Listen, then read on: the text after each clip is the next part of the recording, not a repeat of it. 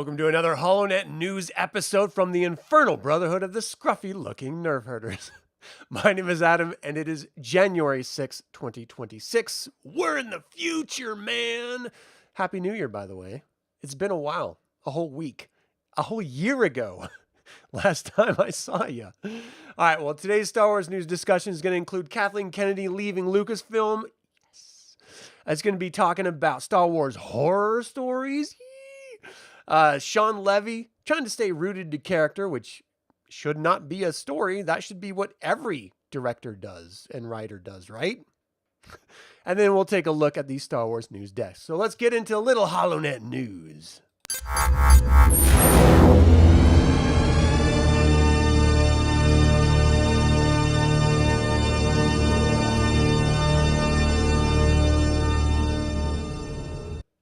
All right, first up today, we have Star Wars to finally get the major creative change that many fans have been crying out for. The Star Wars... Hold on, let me close these damn things. Remove ads. Oh, I don't want to go premium. All right, the Star Wars franchise will reportedly undergo a major change in leadership, and it's change that will leave many fans feeling very happy. In fact, some have been crying out for such a change for years. According to a new report, it has been confirmed that Kathleen Kennedy will step down as president of Lucasfilm next month, with Dave Filoni and Lin-Wen Brennan taking over as co-presidents of the iconic studio. What is this co-president thing that's been going on? We had Warner Brothers do it with DC, and now Lucasfilm is doing it? Is it just too big of a job for one person? Clearly, Kathleen Kennedy was not the person to do it. She tanked the entire damn franchise. But do we need two people? According to Puck News, the rumors are true. Disney is reportedly set to confirm that longtime Star Wars creative Dave Filoni will take over Lucasfilm alongside Lin-Wen Brennan, with the former in charge of the creative side, while the latter, who is the current president and general manager of Lucasfilm Business, takes care of business interests, as Kathleen Kennedy steps down from her long-held role as president of the studio. Quote, in the next week or two, Disney will finally confirm what we've all known for months. Kathleen Kennedy is indeed stepping down as Lucasfilm president, and Dave Filoni, currently the chief creative officer of the Star Wars unit, will be elevated to the top job. Can Dave Filoni end the divisiveness now inherent in Star Wars? No, I don't think he can, because all he's been doing is focusing on his version of Star Wars. It's almost as if he's a dungeon master and he's running a tabletop role-playing game of just his favorite characters, totally ignoring the canon that existed before, totally trying to sweep in a new version of everything. And that's a little bit frustrating because the Ahsoka series is just not good. And it has so many flaws. And his whole Filoni verse that he's been putting out, first initially with Favreau in The Mandalorian, and then the Book of Boba Fett, and now Ahsoka, it just isn't really resonating anymore because they're trying to do something that already existed in the EU and infinitely better in the EU with the Timothy Zahn Heir to the Empire trilogy. You just don't step in, rewrite existing stories, and expect fans to eat it up. We just can't do that. So I don't think Dave Filoni is the right person. When he was under the direction of George Lucas in Star Wars Rebels, he was great. And Clone Wars, he was great. But as soon as he started doing his own thing without George Lucas, it completely changed the dynamic. Now, fingers crossed, he's going to do an excellent job. But if history is any guide, I don't think so. All right. This latest insight into the inner workings of Lucasfilm comes following last year's revelation, also from Puck News, that Kathleen Kennedy had informed Disney, as well as friends and associates, that she will exit as Lucasfilm president by the end of the year. At the time, the report claimed that Kennedy, who became president of Lucasfilm back in 2012, was actually planning to leave last year, before changing her mind. Following a glowing career and credits of the likes of such cinematic classics as Raiders of the Lost Ark, the best action film ever created, full stop, E.T. the Extraterrestrial, a fantastic film about children coming of age and aliens. The Color Purple, which was a beautiful picture. Today, I still love it and watch it. And it's evocative and wildly emotional. The Goonies, again, I love the Goonies. I played the board game on one of my other channels. It is a fantastic movie. And I hear they're going to be coming back for a sequel, but I don't think they need to. That was a perfect film for a perfect moment in time. And then Back to the Future trilogy. Look, I saw the first one. I think I actually saw the second one. I didn't see the third one, but I love the first one. It's a great film. And this all goes to show that when other people are helping her, she does great stuff. But when she's doing stuff on her own, not so great. Kennedy successfully relaunched the Star Wars as big screen event. That's true. The Star Wars The Force Awakens in 2015, grossing more than $2 billion globally and receiving praise from both critics and audiences alike. However, delicately ignoring the grievances. However, while things started on a monumental high, they quickly came crashing down with a hugely divisive response to The Force Awakens follow-up, The Last Jedi, in 2017. Yeah. Since then, the divisiveness surrounding Star Wars has only intensified, and many feeling that the franchise has been watered down by the constant flow of Disney Plus shows and or innocent, many of which have toyed with the lore in ways that some of the fan base has, put it lightly, utterly despised. And that's true. Look, there are only a couple really great Star Wars properties since Disney took it over, i.e., since Kathleen Kennedy has been in charge. First and foremost, beloved Andor. You cannot get better, but it's because she had fuck all to do with it. Gilroy took the reins in that. And then Rogue One, the film. Yeah, it was great. And it's because Gilroy stepped in after, and to Kennedy's credit, she brought Gilroy in order to run it because she saw that it wasn't going the direction that the studio necessarily wanted. And Gilroy put a stamp on it, and he did a great job. And let's be honest, not everything she's done is horrendous, but she's certainly ushered in an age of turmoil, and that always comes from the top. So, while Dave Filoni was once looked upon as the savior of Star Wars and the natural successor to Kennedy, as well as being George Lucas's protege, he has since arguably become part of the problem. Yeah, as I already mentioned. Best known for his work on the Clone Wars, Rebels, The Mandalorian, and Ahsoka, fan feeling towards Filoni has become almost as divisive as the overall feeling towards Star Wars itself. And it's because he chooses to use his stuff over legacy content. And his stuff is not as good. His stuff being primarily Ahsoka. And that's the end of the article. Kind of a hardcore end. I felt like it should have fluffed out a little bit more at the end there. It's such a disappointing experience going into Star Wars, a property that I literally grew up with, loving desperately, playing with the action figures and toy sets. Ended up playing role-playing games based around Star Wars for years, video games for years, just being immersed in everything Star Wars, feeling like I have my hands around exactly what it is because I've read the novels, the comics, played the video games, and it all has this seamless, universal experience attached to it. And then Disney grabs it and says, you know what, forget all that shit. We're doing our own thing. And their own thing is stealing elements of the old stuff, but making it bad. What the and then not having any plan for the first trilogy that you set out? Are you insane? So yeah, it's understandable why fans hate Kathleen Kennedy's leadership role. But again, just to hammer home what this news article said, and I've been saying for years, Filoni's not the guy. I mean, hopefully he's going to understand that the fans want the Star Wars that existed pre-Disney. All the fans will be wildly happy with pre-Disney Star Wars. And if he brings that back, then we will all be on board. But if he continues down this road of force-feeding us Ahsoka bullshit and trying to make everyone a Jedi so no one's special, fans are not going to enjoy that at all. And their version of Thrawn is pathetic, specifically in Ahsoka, compared to Timothy Zahn's Thrawn from EU. It doesn't even track. It doesn't even track the Disney version of Thrawn, of which there's 2 trilogies based on Thrawn. And those 2 Thrawns don't even match up with the version of Thrawn we got in the film, and arguably Rebels as well. He was just this watered-down, dopey version of the character, which is frustrating because the character actually does have grit and have meaning and power inherent in his actions and in his choices and everything.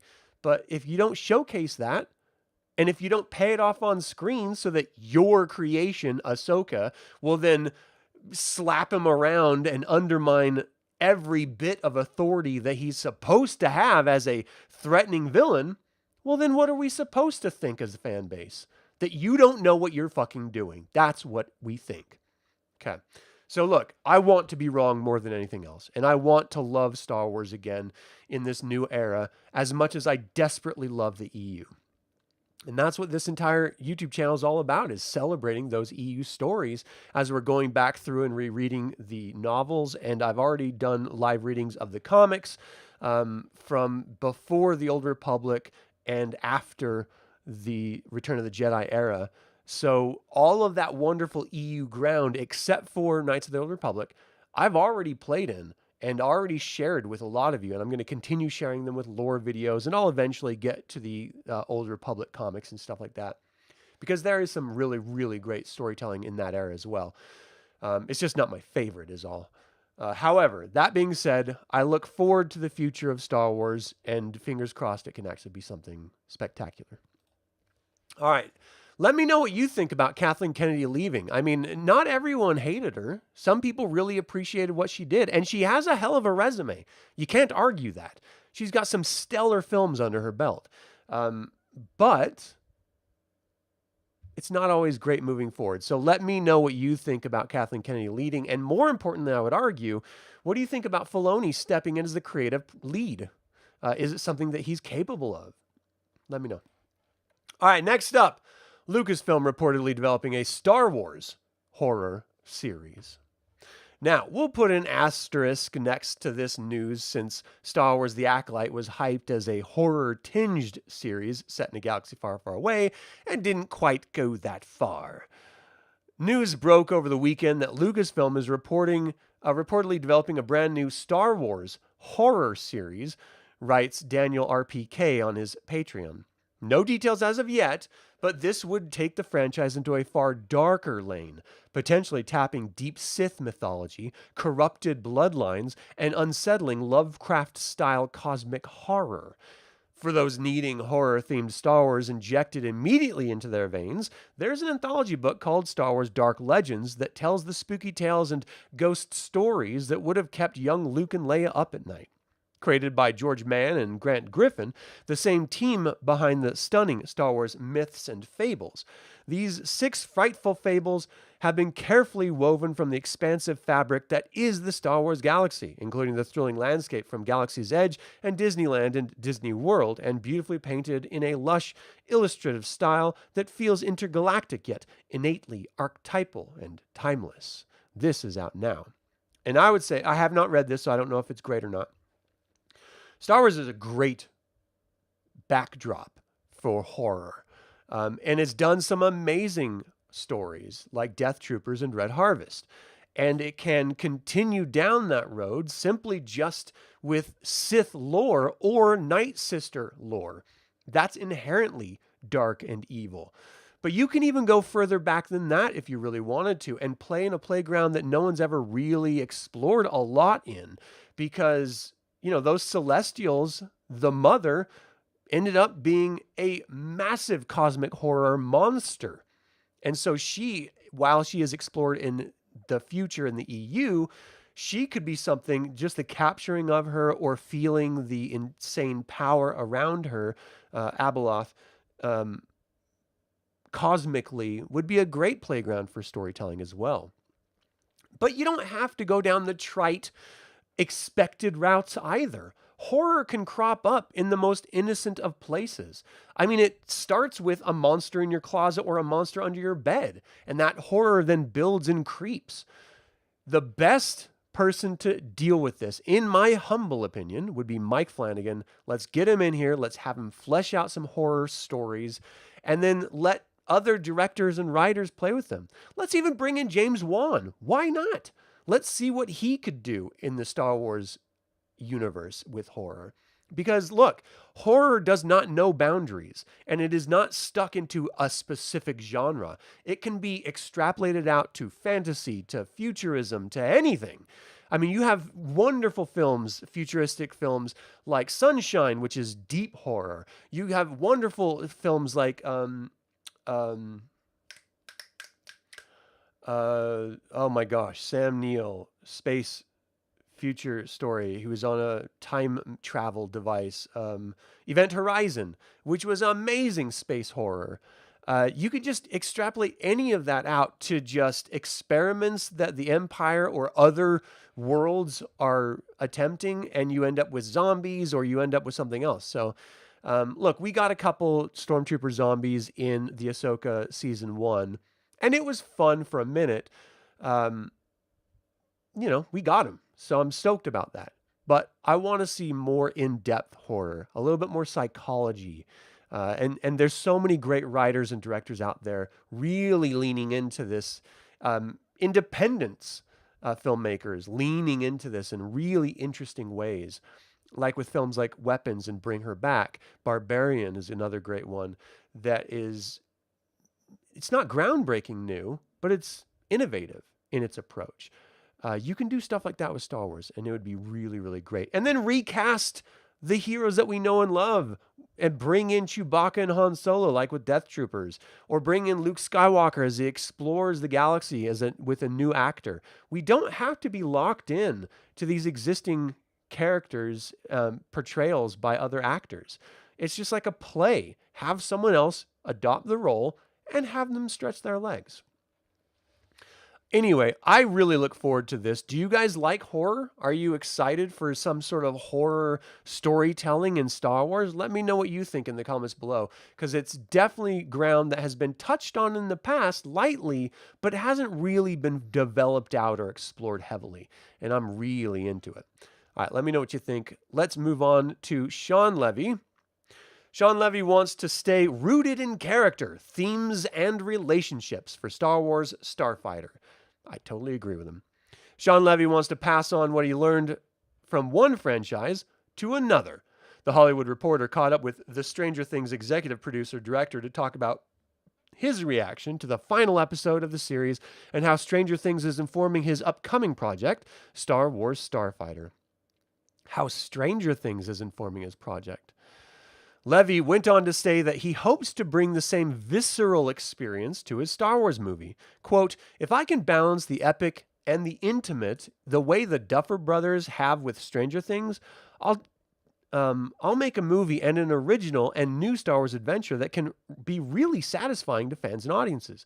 I totally agree. And that's all anyone ever wants out of Star Wars is great characters, wonderful world building or set in the world, and having an exciting adventure. Star Wars is about adventure. It's pulp fantasy, space fantasy. So let's lean into that and have some fun. We don't always need Jedi, and are proved that. We don't always need Sith. Let's just have some really great action adventure and see what it looks like with Star Wars. But it all comes down, as with any version of a game anywhere, it all comes down to character and whether those characters are interesting. So the interview touched on some of the great character moments from season 5 of Stranger Things, which some might argue were the most enjoyable parts of the season. If Levy can deliver the same dynamics with his characters in Starfighter, we may be getting something very special. Look, it comes down to intimate character moments. Do we care about the characters? Do the characters care about each other? How do the characters' choices affect the world around them? And how does the world affect the characters? This is a symbiotic relationship. Mortal beings are parasites living together with planets. Let's see what that relationship is like as they ebb and flow with choices and reactions. I've always liked that idea of storytelling. If I've learned anything on Stranger Things, he says, that it's that you can get intimidated by the scale of franchise expectation, but you won't lose your way if that's your focus. I've learned the need to stay rooted in character and themes and relationships on screen. Yes, there's spectacle and scale, just like Stranger Things, and of course, Star Wars and Starfighter has spectacle and scale and adventure at a level I've never done in my whole career. But like Stranger Things, it's also very much anchored in a human, character-sized story. I love that. I love that. And I think that this is probably going to be a very successful film simply because he's not trying to connect it to anything else, as far as we are aware. He's focusing on character and experience, and that is going to endear us to the entire film itself, from the world side to the adventure side to the character side. If Shawn Levy manages to succeed in his goal of focusing on character, themes, and relationships, then Star Wars Starfighter promises to be a great Star Wars film. After all, this is what Star Wars does best amid all the space battles and lightsaber duels. And I couldn't agree with the writer more. It's coming out May 28th, 2027. So we've got a whole nother year plus to be pontificating on this film, which seems like a really long time, if I'm going to be honest. But yeah, I'm here for it. I can't wait to see a trailer so we can do a reaction video to the trailer and just start riffing on what the story might be about or how exciting it might be or what. I'm really looking forward to this. And, for any doomsayer, that's not this place. The Infernal Brotherhood is about wanting Star Wars to be better than it is, not shitting on where it is or has been. And that is a complete shift in perspective from what I see most Star Wars channels focusing on. So if you're into it, well, you're in the right place. All right, so let me know what you think about Star Wars Starfighter thus far and this focus on character, themes, and relationships. Is that important to Star Wars in your opinion? Let me know in the comments. I appreciate you. Finally, let's look at the Star Wars news desk and see if there's anything here that we haven't already talked about. I know there's a bunch of new Star Wars Lego smart play sets, but I really don't care about any of that. Did we already do the year in review? I think we did, yeah. So I don't know if there's anything new to talk about on the news desk. Let's just take a look at this and see where it goes. Because who knows? Look, I played with the little mini figurines. They don't seem to be really, popular to today's kids. Legos seem to be like the expression. So whatever expression, as far as Star Wars toys goes, as if kids want to play with them, all right, that's great. It's not for me. It's for them. They're going to have fun. Enter the Star Wars galaxy with the first Lego Smart Play sets. Powered by the Lego Smart Brick, the innovative new technology will bring Luke Skywalker's X-Wing, Darth Vader's TIE Fighter, and the Emperor's Throne Room toys to life through digital and physical play. Now you can enter the Star Wars galaxy like never before, clashing lightsabers in Emperor Palpatine's throne room as the Imperial March plays on. With Lego Smart Play, one of the most significant evolutions in the Lego system in play since the introduction of the Lego minifigure in 1978, with the Lego Smart Brick, Lego Smart Tags, and Lego Smart minifigures. The sets react in real time to bring an interactive play experience that is full of exploration and imaginative storytelling. Unveiled at the Consumer Electronics Show 2026 in a presentation from the LEGO Group, Asad Ayaz, Chief Brand Officer of the Walt Disney Company and President of Disney Entertainment Marketing, and Dave Filoni, Chief Creative Officer of Lucasfilm, LEGO Smart Play building sets will debut with Star Wars vehicles and locales, the perfect playground for epic storytelling, unforgettable characters, and endless brick-built adventures. The new platform features more than 20 patented world firsts within its technology, and the Lego Smart Brick at the heart of the platform is powered by a custom-made chip measuring smaller than a standard Lego stud. Developed by the LEGO Group's Creative Play Lab team, the new Lego Smart Brick is packed with technologies that bring play to life, including sensors, accelerometers, light sensing, and sound sensor, as well as a miniature speaker driven by an onboard synthesizer, and much more, in addition to easy wireless charging. Launching March 1st, 2026 in select markets, we have details on the first LEGO Smart playsets hitting store shelves soon. The 3 all-in-one LEGO Star Wars sets will come with a LEGO Smart brick with charger and at least one LEGO Smart minifigure and LEGO Smart tag. All right, so we've got Luke's Red 5 X-Wing building set, which is fun. We've got Luke's, that's Princess Leia, probably in Hoth, as she's examining the oncoming Imperial fleet and their exit strategy. That looks fun. I wonder what other systems they're going to be putting together. Let's see. LEGO Star Wars Smart Play Luke's Red 5 X-Wing building set. The new 584-piece set includes 2 smart figurines, Luke Skywalker and his X-Wing pilot gear and Princess Leia, as well as Luke's trusty droid companion R2-D2 and Rebel crew and Stormtrooper minifigures. This set includes an Imperial turret, transporter, and command center, all of which unlock interactive features such as laser shooting sounds, engine sounds, and lights, plus refueling and repair sounds, through the use of the included LEGO Smart brick, 2 LEGO Smart minifigures, and 5 LEGO Smart tags. Look at that TIE Fighter. That's fun. Hell yeah. So Darth Vader's TIE Fighter building set is the second one. Darth Vader. I don't know. I don't get why kids like this version better than like the Hasbro toys, or posable action figure versions or something like that. Like the Black Series set, for example. LEGO Star Wars Smart Play Darth Vader's TIE Fighter building set, one of the galaxy's most unforgettable villains, and his TIE Fighter arrive as part of the LEGO Smart Play, inviting you to replay and redefine the most epic battles on behalf of the Galactic Empire. This 473-piece set features a brick-built Rebel outpost and an Imperial fueling station, as well as smart Darth Vader and Rebel Fleet Trooper minifigure.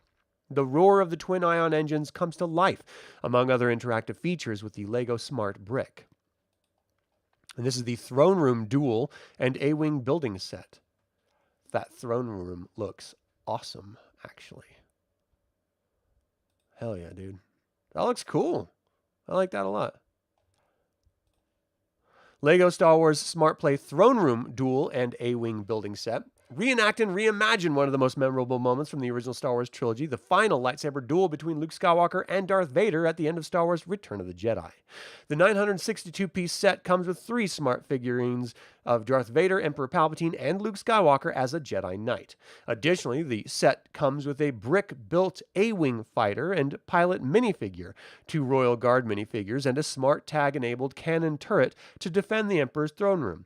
Unlock smart features such as lightsaber hums with the smart minifigures of Darth Vader and Luke Skywalker, the engine roar of an A-Wing, and even listen to the Imperial March with Emperor Palpatine sitting on his throne. This milestone in our long-time collaboration with LEGO Group adds a new dimension to this legacy, continuing to help fans express their creativity and imagination by extending the Star Wars story through play, says Paul Gitter, Executive Vice President of Global Brand Commercialization at Disney Consumer Products. We've worked with our incredible friends at Lucasfilm for over 25 years, and our focus has always remained on creating original, unique experiences for the fan community through our sets, adds Julia Golden, Chief Product and Marketing Officer of the LEGO Group. With LEGO Smart Play, legendary stories and characters of the Star Wars galaxy will come to life like never before. All right, well, that's fun. Look, I loved immersive playsets like Yoda's Dagobah home I had, the Ewok village I had, the Hoth little, I don't know what you would call it, the Hoth defense set, I guess it was called, or something like that. Like, I had those, and I loved playing with them. I even had Jabba's little throne room set, which was a lot of fun. So I don't besmirch kids who want to play with this stuff. I think that's really cool. And the fact that they're trying to bring immersion into the play, that's great. And so clearly the building part of it is a large part of it, and then the playing with it after the fact. So yeah, that's fun. That's cool. All right, let me know. Are you guys into Lego sets at all as adults? Are your kids into them? Leave a comment below. That's going to do it for this Star Wars news episode. Thank you so much for tuning in to this HoloNet News broadcast. If you enjoyed it, be sure to like, comment below with your thoughts, and subscribe so you'll catch the next episode where we'll explore more Star Wars news. You can also support this YouTube channel by becoming a member or patron on Patreon. Links are in the description below. Thank you to creator patron Aaron Hardy, producer patron Azrael, and developer patrons Chris Androu and Sam Ruiz. Thank you for watching, and until next time, my fellow scruffy-looking Nerf Herders, may the Force be with you.